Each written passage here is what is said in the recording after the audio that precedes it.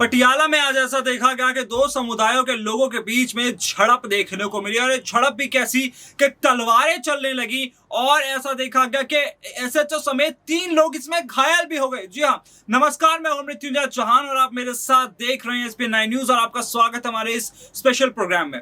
आज हम आपको बताएंगे कि पटियाला में आखिरकार ऐसा क्या हुआ और क्यों हुआ जिसके वजह से एक बार फिर से देश का माहौल खराब हो गया।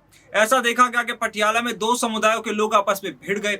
लोग आपस में इस तरह भिड़ चुके कि तलवारें निकल आई, लाठी डंडे निकल आए, पत्थर निकल आए, पुलिस पर भी पथराव किया गया और आखिरकार इसका श्रेय फिर से किसे जाता है? शिवसेना को। शिवसेना और जो दो जुलूस आज निकाले जा रहे थे, ऐसा बता दें आपको कि आज गुरपंतवंत सिंह पन्नू, जी हाँ, जो खालिस्तानी समर्थक है गुरपंतवंत सिंह पन्नू, उन्होंने आज ऐसा ऐलान किया था कि आज के दिन को खालिस्तान स्थापना दिवस के रूप में मनाया जाएगा और खालिस्तानी समर्थक पंजाब की सड़कों पर उतरकर एक जुलूस निकालेंगे और इस जुलूस का विरोध कर रही थी शिवसेना। शिवसेना इस जुलूस का विरोध कर रही थी और इस जुलूस के विरोध में शिवसेना ने भी एक जुलूस निकालने का ऐलान किया और बल्कि दोनों ही समुदाय के लोगों को ये जुलूस निकालने की इजाजत नहीं दी गई थी। सबसे बड़ी बात, ये कानून को यहां पर ताक पर रख दिया गया कि ना सिखों को इस बात की इजाजत दी गई थी और ना ही शिवसेना को इस बात की इजाजत दी गई थी। किसी को भी इजाजत नहीं दी गई थी कि कोई भी इस तरह का जुलूस निकाले।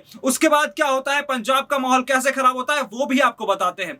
यह घटनाक्रम हुआ, उसके बाद ऐसा देखा गया कि एक तरफ रैली में खालिस्तान जिंदाबाद के नारे लगे तो वहीं दूसरी तरफ खालिस्तान मुर्दाबाद के नारे लगाए गए शिव सैनिक समर्थकों की तरफ से, जो स्थानीय शिवसेना के जो वहां पर संगठन है उनकी तरफ से।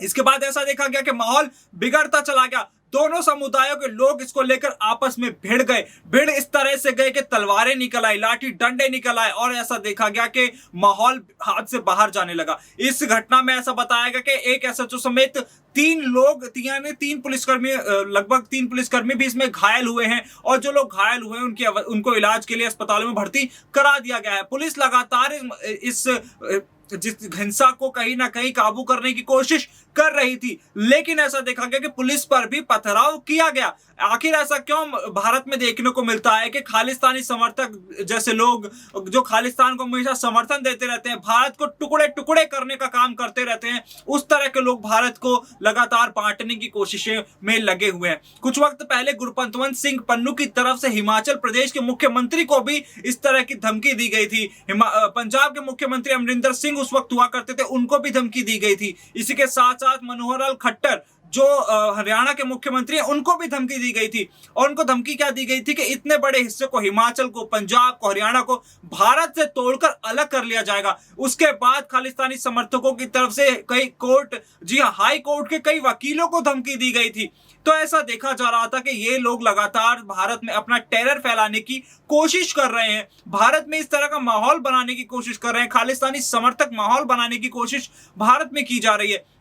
लेकिन इन लोगों को समझना चाहिए कि चाहे पंजाब हो, चाहे जम्मू कश्मीर हो, चाहे कन्याकुमारी हो, ऊपर से लेकर के भारत नीचे तक, भारत अखंड भारत है। भारत को तोड़ने की कोशिश चाहे कोई भी कर ले, लेकिन उसे तोड़ नहीं पाएगा। और इसी बीच ऐसा देखा गया कि वही जो पगड़ी पहने जो लोग खालिस्तान के समर्थन में नारे लगा रहे थे, वैसे ही पगड़ी पहने, वैसे ही सिख पगड़ी धारण किए पुलिसकर्मी भारत के संविधान की रक्षा करते हुए उन तस्वीरों में साफ दिखाई दे रहे हैं, जिन्होंने शपथ ली है कि भारत की अखंडता और प्रभुता को बनाकर रखेंगे, जिन्होंने शपथ ली है कि भारत में जो भी माहौल इस वक्त है उसको शांतिपूर्ण बनाए रखने का काम करेंगे। वो तस्वीरों में साफ देखा जा सकता है। इसी कोशिशों में वैसे ही पुलिसकर्मी घायल हो गए, वैसे ही पुलिसकर्मी घायल हुए जिस तरह के लोग वहां पर लगातार अपने इस खालिस्तान समर्थक में नारे लगा रहे थे। ऐसा देखा गया कि खालिस्तान समर्थक नारे लगा रहे थे खालिस्तान जिंदाबाद के, और वही उसी सिख धर्म से जुड़े हुए पुलिसकर्मी जो है वो भारत की संविधान की रक्षा कर रहे थे।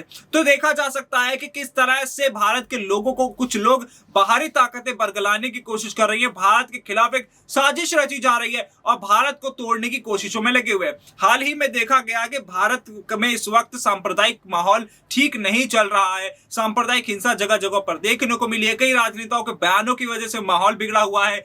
ऐसा देखा गया कि राज ठाकरे की बयान की वजह से एक तरफ जहां 3 मई तक हर सरकार के कान खड़े हुए हैं, क्योंकि कहीं ना कहीं कोई कुछ भी हो सकता है, जिस तरह का माहौल इस वक्त देश में बना हुआ है। 3 मई तक का अल्टीमेटम राज ठाकरे ने दिया था और इसी के चलते राज्य सरकारें, चाहे किसी भी राज्य की सरकार हो, बिल्कुल सचेत है और इसी तरह से अपने अपने राज्यों में कहीं ना कहीं ऐसा देखा जा रहा है कि किसी हर हरकत पर राज्य सरकारों ने नजर रखी हुई है। ऐसा देखा गया कि राज ठाकरे ने एक तरफ जहां औरंगाबाद में रैली करने की परमिशन तो मांगी थी, लेकिन कई शर्तों के साथ उन्हें रैली करने की परमिशन मिली है। अगर इस तरीके से देखा जाए तो देश का माहौल कहीं ना कहीं बिगाड़ने का काम इन राजनेताओं ने किया है। वहीं अगर हम आज इस घटना की बात करें जो पटियाला में हमें देखने को मिली है, इस घटना पर पंजाब के मुख्यमंत्री भगवंत मान ने भी बड़ा बयान दिया है। उन्होंने कहा है जिस तरह की घटना पंजाब के पटियाला में देखने को मिली वो बेहद चिंताजनक है और बेहद निंदनीय है। इसी के साथ साथ उन्होंने इस घटना की जांच कराने की भी मांग की है और मांग करने के साथ साथ उन्होंने ये भी कहा कि जांच कराई जाएगी और जो इसके पीछे दोषी है उनको कड़ी से कड़ी सजा दी जाएगी। क्योंकि पंजाब देखिए एक ऐसा राज्य है जो कृषि प्रधान राज्य है। भारत को ऐसा इसे कहा जाता है कि जिस तरह से हरियाली का कटोरा कहा जाता है पंजाब को, क्योंकि भारत में देखा जाए तो 70% और 65% धान के साथ साथ गेहूं यहीं से पूरे भारत में उसे इंपोर्ट किया जाता है और भारत के अलग अलग राज्यों में यहीं से धान और गेहूं पहुंचाया जाता है। तो ऐसे राज्य में जो कृषि प्रधान राज्य है उसमें ऐसी चीजें देखने को मिलती हैं। सड़कों पर लोग तलवारें लेकर निकल रहे हैं, पत्थर लेकर निकल रहे हैं। तो ऐसा देखा जा सकता है कि पंजाब का माहौल कैसे बिगड़ रहा है और पंजाब के माहौल को सही रखने की जिम्मेदारी इस वक्त पंजाब के नए मुख्यमंत्री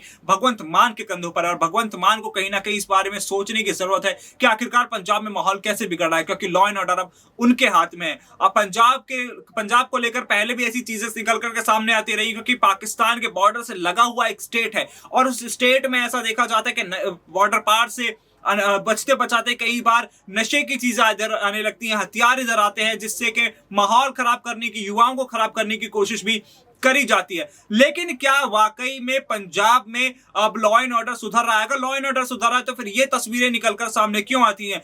बल्कि सवाल खड़ा होता है हमारी जितने भी इंटेलिजेंस एजेंसियां हैं उन पर भी कई बड़े सवाल खड़े होते हैं कि गुरपतवंत सिंह पन्नू अगर बाहर रहकर कोई बड़ा ऐलान कर देता है तो उसका इतना बड़ा असर हमें पंजाब में देखने को क्यों मिलता है? आखिरकार क्यों भारत सरकार पर भी सवाल खड़े होते हैं कि आखिरकार क्यों किसी व्यक्ति के इस तरह से इतने बड़े ऐलान कर देने पर भारत के लोग, भारत के अंदर रहने वाले लोग उसका समर्थन करने लगते हैं? ये वही लोग हैं जो भारत को, पंजाब को भारत से अलग करने की बात करते हैं। ये वही लोग हैं जो ये नहीं मानते कि पंजाब भारत का हिस्सा है। ये वही लोग हैं जो बिल्कुल इस तौर पर कहते हैं कि वो भारत के नागरिक ही नहीं है। आखिरकार अगर भारत के नागरिक नहीं है तो फिर भारत में रह क्यों रहे? सबसे बड़ी सवाल यही खड़ा होता है। और क्या इतने बड़े पूरे भारत की आजादी के लिए क्या सिखों ने खून नहीं बहाया, मुसलमानों ने खून नहीं बहाया या हिंदुओं ने खून नहीं बहाया? सबने इस देश की आजादी के लिए मिट्टी में अपना खून बहाया है और सबका खून इस देश की मिट्टी में शामिल है। हमें समझने की जरूरत है। जो लोग इस वीडियो को देख रहे हैं, मेरी आपसे गुजारिश है कि इस वीडियो को शेयर करिए। लेकिन मुझे एक बात जाननी है कि क्या वाकई में जिस तरह के हालात पटियाला में देखने को मिले उसके बारे में आप भी क्या सोचते हैं? कमेंट करके हमें जरूर बताइएगा।